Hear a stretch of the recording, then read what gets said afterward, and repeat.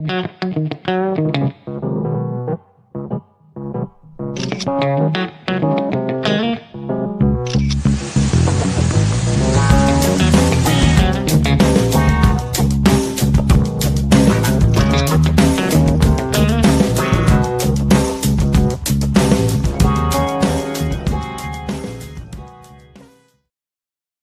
afternoon, Crime Crunchies. Thank you so much for joining me. I am your host, Courtney C. I am a 27-year veteran of the media, and I am so happy to be able to bring you Crime Crunchies. It is Monday, March 30th. It is a sunny day where I am. I hope it is sunny where you are as well.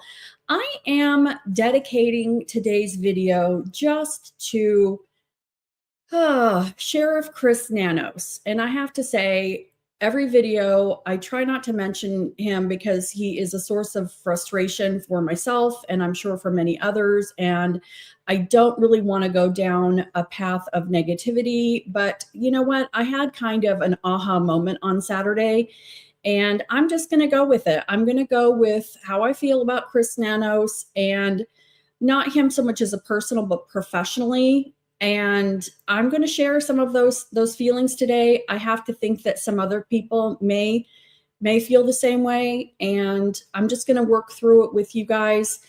The first thing I kind of want to start out with is Sheriff Chris Nanos. I'm not speculating in any way that Sheriff Chris Nanos has aided and abetted or colluded with the abductors or the perpetrators in the Nancy Guthrie missing case, but I am going to say I feel very strongly that Chris Nanos professionally has gotten in the way of the investigation moving forward. And I'm going to dive into that. But I also want to kind of talk about his past when Sheriff Chris Nanos was with the El Paso Police Department. I know that the things that happened with him when he was at El Paso and ended up resigning in lieu of being terminated was, 20, 40 years ago. I think it was 40 years ago that he worked for El Paso. But I just honestly cannot believe that somebody is going to change their emotional layout. People don't change like that. And so if he was behaving A, B, C, D, E, F, G at the El Paso PD when he was younger, I have to imagine that he is still acting A, B, C, D, E, F, G here in, there in Pima County. So a leopard does not change their spots. That's very concerning to me. And ultimately, he is the person in charge of the investigation. And so his decisions have affected how this case has moved forward. So let me share my screen. I first want to start with Sheriff Nanos and the no confidence vote. So let me get my little screen shared here. Make sure I get the volume going. Okay, and this is a video by, actually we're looking at Judy Ron, but he's playing a video by News Nation. Brian Enton got, I believe, one interview with Sheriff Nanos, and that was it. Sheriff Nanos was not going to give Brian Enton any more videos or interviews at all. So let's watch this, and this is regarding Sheriff Nanos and the no confidence vote that his department at Pima County was given to him before the Nancy Guthrie case. So let's turn this. If you were the guy, if you were that monster, you should be worried. You should let her go. I have to have that faith. Every day we'll keep at it. It's what happens in investigations, particularly bigger investigations, where they're so excited, probably like you are. We've got a good lead, we're going to, and then it falls through. People have been watching Nanos, and apparently he's been spending more time at the gym hour-wise than he's spending at his desk trying to solve the disappearance of Nancy Guthrie. There are 500 volunteers collecting signatures. 120,000 signatures are needed, and from the day this movement commenced, they have 120 days to get those 120,000 signatures. It's not a good look when he races out of his $850,000 home and his brand new Corvette to go to the gym. I'm sure that none of the detectives in the homicide squad would say at any point in an investigation like this that we have everybody completely cleared. They're like, he gave like it almost seemed like a personal plea that he made, like, leave this family alone. Yeah, it seemed emotional based, not fact based. I think now that they're just grinding through the tips, going quick, combing through the evidence carefully, and then waiting on, of course, the DNA. Outside the task force, it's business as usual for the most part. Patrol is completely back to normal. CID, our regular detectives, are back to normal. So the only question is, what are the task force guys doing, and what are they working on? What leads are they running down currently? I can only speculate what goes on in the sheriff's head. There's so many contradictions, and yeah, the story that comes out varies day by day. No one was cleared, then the next day the family was cleared. We gave up the scene too early, then we didn't give up the scene too early. I mean, you could go down every time he gives a press conference, he contradicts himself, it seems. So there's a lot of frustration, particularly in our community. I take a lot of calls, and I speak with people in our community making reports, and usually a couple times a day, I catch an earful about the performance and some of the issues that even the public's able to identify that were troublesome towards the beginning of this whole investigation. Tonight. So yes, his officers that work and report to him have given him a 0 confidence vote, and they're actually working on a recall of him.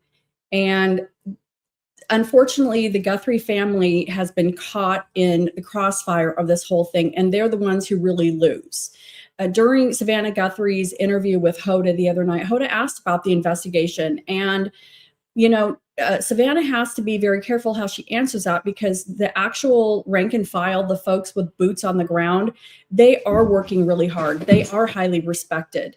It's just the sheriff has made some calls that have really, I think, and I've said, I feel like his personal vendetta and agenda that he's on, it feels like it's almost like he's aiding and abetting the perpetrators.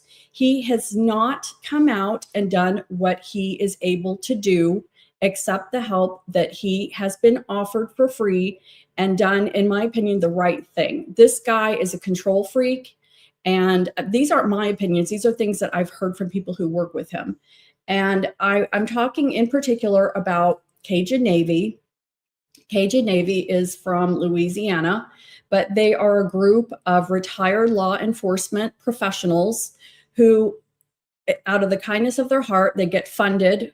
However, they get funded by donations and whatnot. But these are people who offer to come in and do the hard work. And we're talking walk in the desert amidst cactus and prickly trees and sand and dust and dirt and blaring sunlight and heat, and search for Nancy Guthrie's remains. Okay. Nancy was taken February 1st. We all know she's probably gone. And if she was disposed in the desert, which would make sense, early on in February, the nights were cool in early February. The days were still warm in the 80s, but the nights were cool.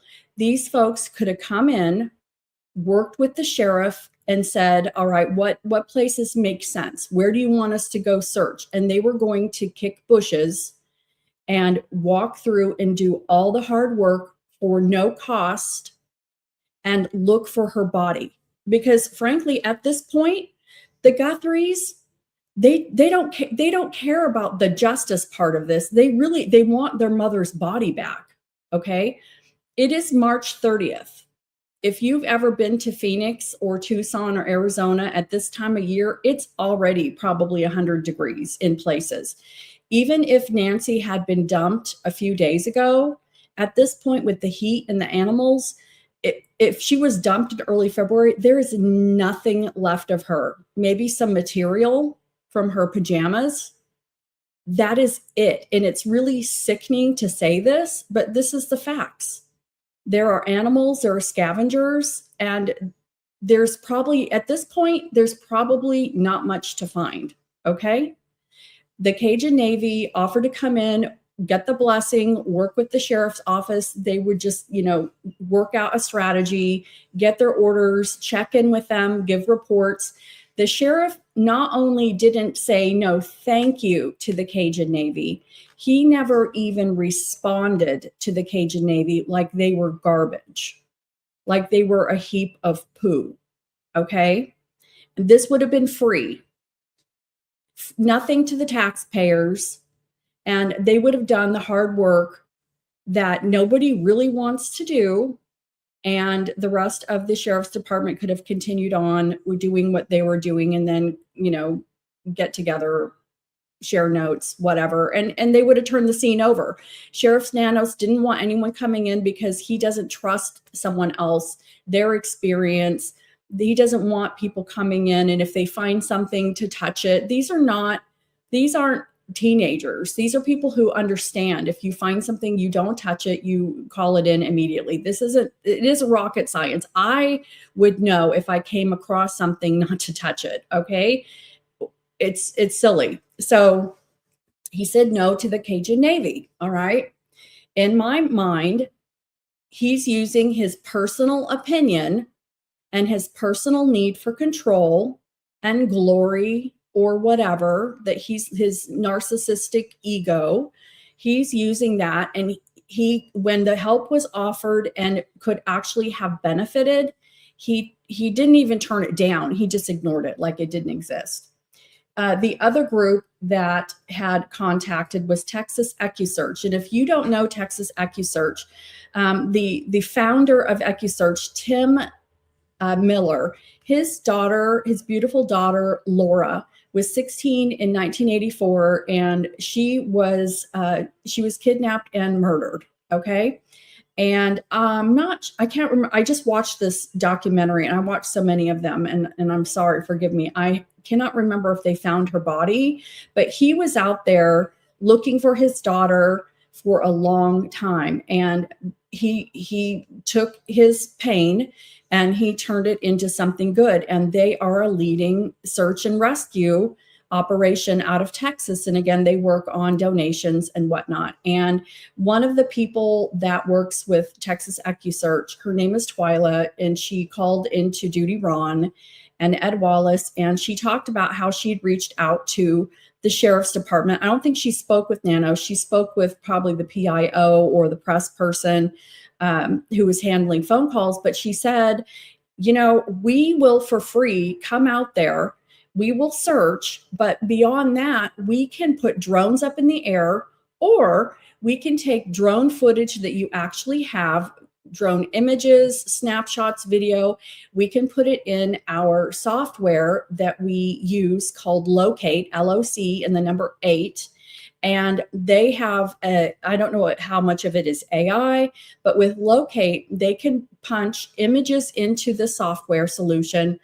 And if they know now that she was in her pajamas, if they know what color it most likely was, they can put a color or a keyword in.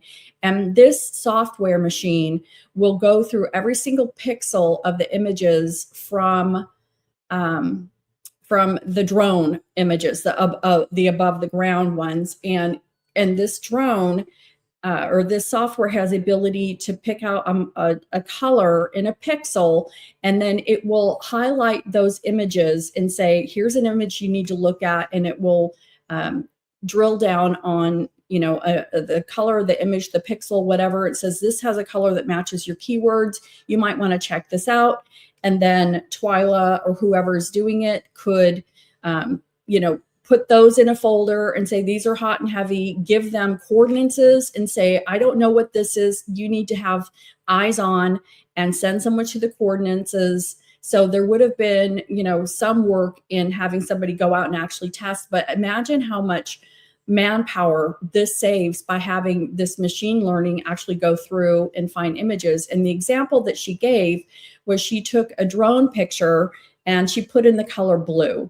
And out of all these images that the computer was able to scan in seconds or minutes, it actually located and highlighted the color blue found in a tiny pixel in the image. And it was like a Budweiser box that had been there forever, and it was faded, but it really does what, you know, is almost impossible for our eyes to actually do. So she offered to do this. She said, if you just send me the drone pictures, we don't even have to come to Arizona. We don't have to take up any of your bandwidth. Send me the pictures to Texas. We can do that all from here, low key. We're cool, man. We're cool. And the person that she spoke with a couple of times said, I'm going to pass this on. This sounds great. Okay.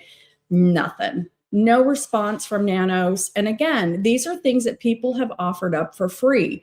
Pretty cool things that wasn't going to take him any effort, any bandwidth, other than maybe going in and, cleaning it up and taking leads and checking on a couple leads that if there was any fruit there. Okay. So again, looking at these things and his personality, the fact that this douchebag drives around in a convertible Corvette, goes to the gym. I'm sure he's the guy who's in front of the mirror looking at his beautiful muscles, lifting those weights. He probably wears one of those stupid waist belts. I don't know what they are. I'm sure he's disgusting. I'm sorry. And this is a report on New York Post, March 18th. So it's a little bit older. But the headline is, under fire, Nancy Guthrie sheriff takes more trips to the gym in his convertible than work visits as case grinds to a halt. The garrulous Arizona sheriff, who has failed to find Savannah Guthrie's missing mother, has been spending more days pumping iron at the gym than at his desk, the Post can exclusively reveal. Chris Nanos, the embattled chief lawman of Pima County, leading the hunt for 84-year-old Nancy Guthrie, was spotted at his office in Tucson just twice for a leisurely 7 hours a day between Friday and Tuesday this past week. Nancy, meanwhile, has been missing for 46 days, with Nanos and his deputies having to yet identify a suspect or otherwise meaningful lead in the elusive disappearance case. And I want to be clear, I'm not talking about the rank and file, the people who are actually doing the work, and there might be more going on behind the scenes than we realize. So I want to give them full credit. Here is this lovely guy. Here he is with his little water bottle, getting out of his Corvette, which is unpictured, and he's getting ready to hoof it into the gym. He's hot.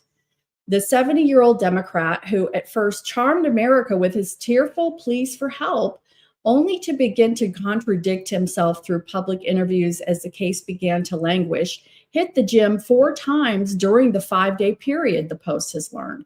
He has been seen cruising out of his $850,000 manse in a gated community on the outskirts of Tucson in his flashy newer model Corvette Stingray, while the same color as his hair, for his roughly 90-minute workouts. Well, God bless America. Criticism ramping up as case gets colder. The floundering Democrat, which I don't know why they're labeling him. That has nothing to do with anything. The floundering butthead has been under the microscope for his handling of the Guthrie case, including criticism that he's been sending the wrong messages to the public about the case. He's also been panned for releasing Nancy's Catalina Foothills home as a crime scene too quickly in the early days of her disappearance, using a private DNA analysis company instead of working more closely with the FBI and Quantico, which was free, and not deploying critical resources like a search plane or cadaver sniffing dogs. The dogs quit like by day 3 or 4. The dogs were done. And yeah, anyway, continuing. Nanos is facing a recall effort after critics branded his handling of the Guthrie case an embarrassment to the county. He has insisted to NBC Today show co-host Savannah's network that investigators are definitely closer to finding out who abducted Nancy from her home in the dead of night on February 1st. Despite that, signs are piling up that the case has gone cold and fading out of the public eye. Oh, and here he is, seen leaving the gym on March 16th with his little towels. He's got a little hand towel and like maybe he took I bet he took a shower. That's dreamy. Dreamy. Nanos taking his foot off the gas. A source close to the Guthrie family said Savannah and her brother and sister are still working with investigators, even as it appears Nanos has taken his foot off the gas. He was a no-show at work last Friday and only left his house over the weekend to head to the gym. Earlier this week, he arrived at the office about 20 miles south of his sprawling home just after 9 a.m. and left around 4 p.m. That sounds like banker's hours, taking off in either his $70,000 convertible or his other car, a Ford Explorer. And I have to tell you, it was probably not in the 90s, 100 degrees, and he's got his convertible down. He knows that there are photographers. He is lapping this up. He's lapping it up because after the first few pressers, he was very firm saying, we're not doing any more press conferences. I'm not doing any more interviews. And yet the interviews keep coming. They just keep coming. Meanwhile, with the case in its 7th week, the FBI has been busy recanvassing Nancy's neighborhood, hunting for footage from 2 specific dates prior to her kidnapping, News Nation's Brian Enton reported this week. The journalist said he's finally returning home after being told there were no imminent leads, but this week he's back in Arizona. Mixed messages to the media, and I'm not going to go much further in this because we all know that he changes his mind 50 times, and that's kind of what led everybody, in that first week to kind of go, wait a minute, something's not right. Something's not right with this guy. So even lay people like myself, it just, we were really rooting for him in the beginning. We were tooting. But it very, very quickly, it just seemed like something was off. Here's something, I like this. His bungling ego trip. What does it say? Sheriff Chris Nanos accused of turning Nancy Guthrie case into bungling ego trip, and FBI is desperate to take over. And this was on February 19th. So, this story is just not ending. And the fact that we don't really have anybody to focus our attention on really just means that he's getting all of the attention. He's getting it all. He loves it. So I wanted to go into specifically his life back in El Paso, back in the 80s. Let me do slideshow. Let me take me off of here. All right, so I want to talk about El Paso because we don't have any written behavior incident reports from Pima County because he's the sheriff. Those things are probably locked away in a safe where nobody can get any written reports, but I can guarantee you, even though what we're going to look at are things that occurred in 1976 through 1982, I guarantee these are things that he continues to do and behave like, okay? So reports about Chris Nanos and his behavior while he worked for the El Paso Police Department, 1976 to 1982, come primarily from disciplinary records and later investigative reporting.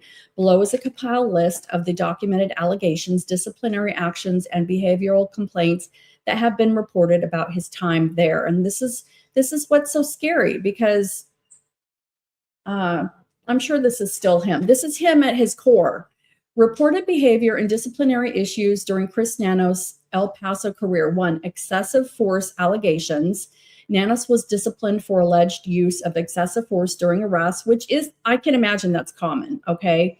1 reported incident involved kicking a suspect in the head, which reportedly resulted in the suspect being hospitalized. Insubordination. Records show that he was cited for insubordination towards supervisors while serving in the department because he knows best. He's the smartest guy in the room. Weapon discharge incident. There was disciplinary action tied to a firearm being discharged during an incident, which led to internal scrutiny. Excuse me.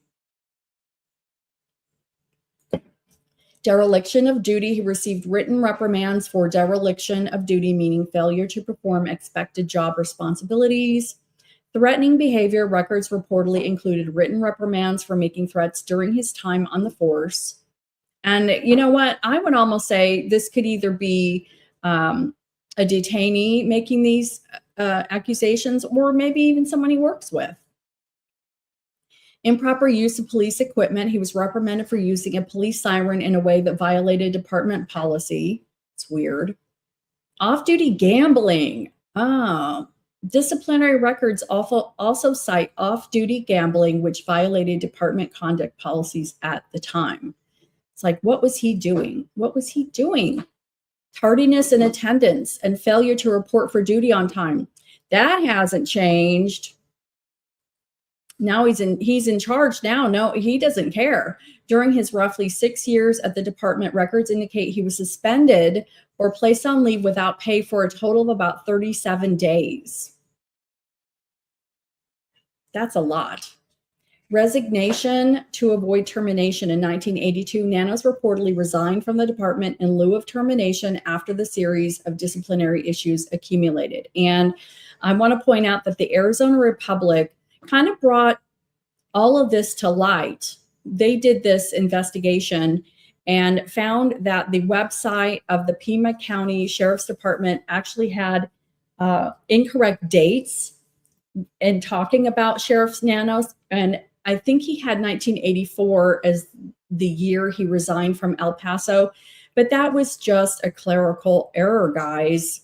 He wasn't fibbing about that. And this is kind of a black eye on Pima County, because who checked into his background? If somebody saw that he had 37 days suspension in 5 years, how did he climb to sheriff? How was he elected sheriff? Additional context: despite the disciplinary record, he was also commended during that period, including recognition for saving his partner's life in the line of duty, which is awesome. Narcissists do love that attention, and I'm sure he thought he was a real stud, and that's, I'm sure he wanted to save his friend, but that's really studly. His career later continued in Arizona, where he joined the Pima County Sheriff's Department in 1984 and eventually became sheriff decades later. So that's why he had 2 years where he probably was run out of Texas, because everybody knew what they were dealing with. And it probably took him 2 years to find that management position, like Cousin Eddie in Christmas Vacation. He's holding out for that management position. I'll have a tickle. Excuse me. All right, so let's see. There's that one. So I wanted to find out more information about the internal report of the excessive force. So let's turn this one on. Let's dive into that. The actual internal records and disciplinary summaries from the El Paso Police Department describe a specific excessive force incident involving a robbery suspect near the end of Chris Nanos' time on the force in El Paso. While the full internal affairs report has not been publicly released in full text, journalists who obtained the records summarize the content, and those summaries reveal several key details. Here's what the internal report and disciplinary record reportedly say about the incident. Suspect, Carlos Urias. Internal records identify the suspect as Carlos Urias, who was arrested during a robbery investigation. What the internal report allegedly describes: physical assault during arrest. According to the disciplinary file, Nanos allegedly kicked the suspect in the head during the arrest. The suspect also claimed he was struck in the head during the confrontation. Some reporting based on the internal records also say the suspect was hit with a flashlight while handcuffed, which triggered the internal investigation. Injuries to the suspect indicate the force used was severe enough that the suspect was hospitalized in intensive care following the arrest.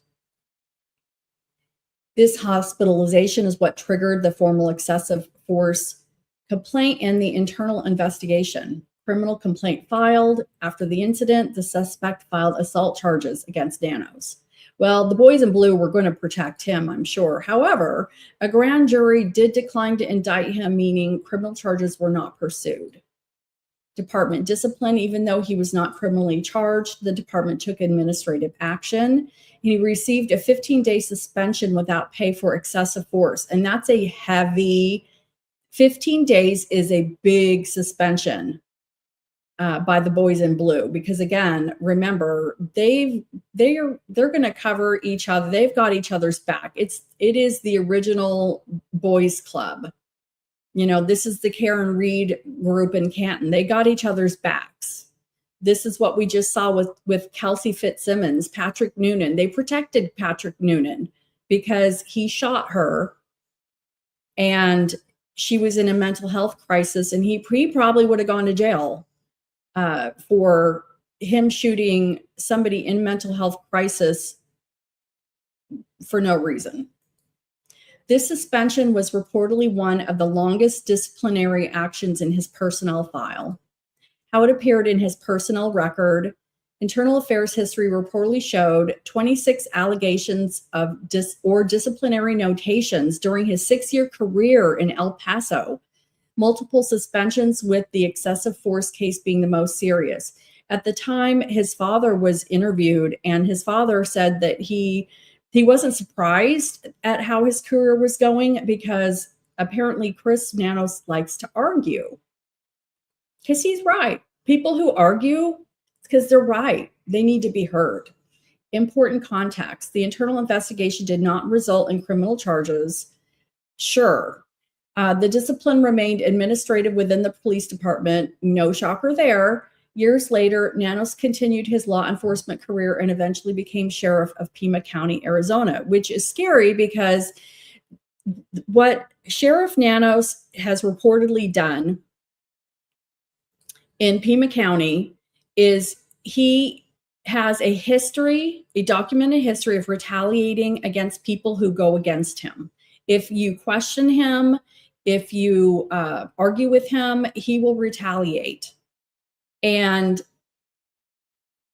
apparently, and I lost my train of thought. Come back, train. Come here, train. Choo-choo. Okay, so what he's done is he stripped the department, people who have experience in investigation and homicide are needed. The guys that have been on the force for 20 years, because they take the new guys, the rookies, and the best way to learn how to do homicide or investigation is by experience, actually going out and doing it. It's very important that you have tried and true, experienced older guys helping the newer rookies, because that's how they're going to learn. Well, we've had, and this is on every police force everywhere, you've got guys that are retiring out of homicide.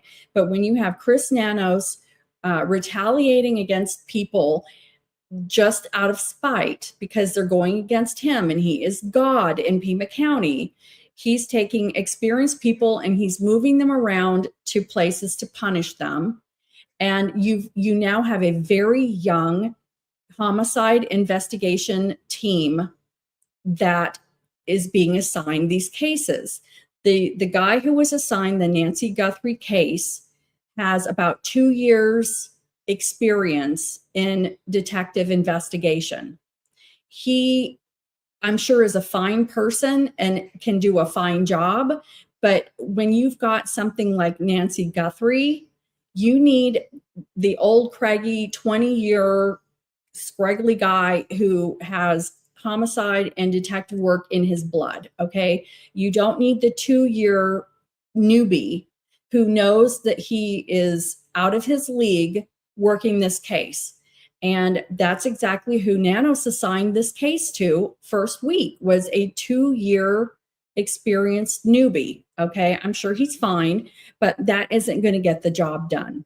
They now have had to pull someone who's got the 20 years experience, and they have experienced people on the task force. The current task force has Pima County experienced, detectives and investigators, and as well as FBI. So they do have their best of the best on this task force, but that's not what Nanos, his knee-jerk reaction is, well, let's just give it to little Jimmy. Little Jimmy, he's, let's give it to him. He can cut his teeth on this. And that's just, this is again how I feel like Sheriff Nanos has aided and abetted the predators that took an 84-year-old woman, killed her, and dumped her body for her family to never find her remains. Okay, this guy has helped. the perpetrators. This is disgusting. And his own people that voted, that had a vote of no confidence prior to Nancy Guthrie, they said something's going to happen, that we are now unmanned in a sense, and they knew it was a matter of time.